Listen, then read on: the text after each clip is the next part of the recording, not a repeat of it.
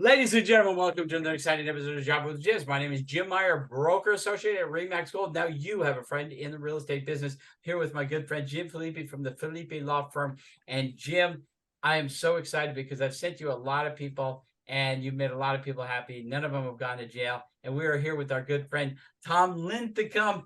Thank you so much, Tom, for stopping by. Tom, do you have any questions that you want to ask us?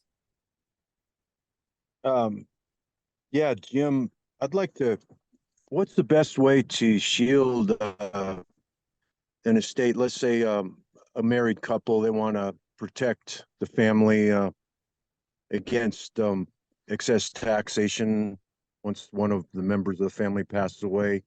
What would be the best way to protect the family and assets in real estate? It just depends, right? I mean, I know that attorneys always say that word, it depends, but it really does. Right now, as we sit, luckily our tax code has it so that us as individuals, we're able to protect up to $12.9 million in estate tax or in assets and not be subject to estate taxes. And obviously, if you're married, that doubles.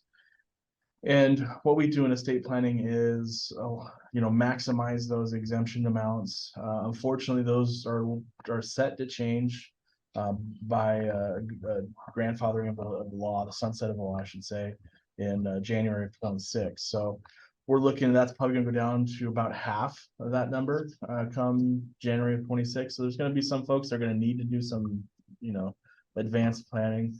But there are quite a few steps that we can take as far as transferring assets without the use or without the exposure to estate taxes, and that primarily deals with using certain irrevocable trusts, family limited partnerships, so that it can transfer through a partnership instead.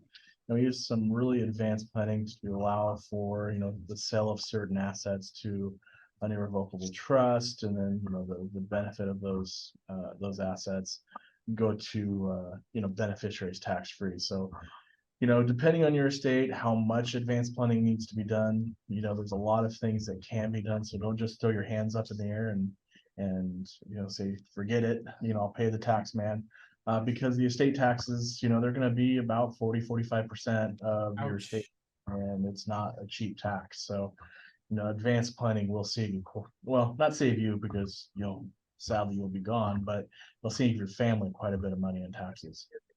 So, that's great. Well, thanks for the advice there.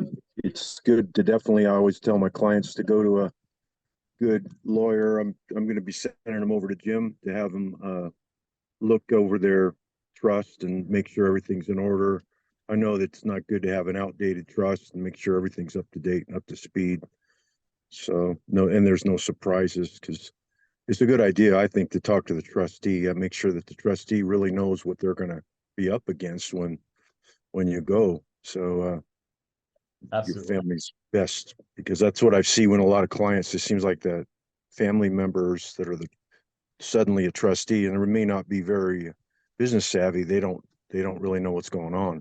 So it's nice to just talk about it. It's hard to talk about when somebody's passing on, but it's worth it to have that talk with the family to know what's going to go on way ahead of time. Good. And let's continue our talk again tomorrow, ladies and gentlemen, on another exciting episode of Java with the Jims.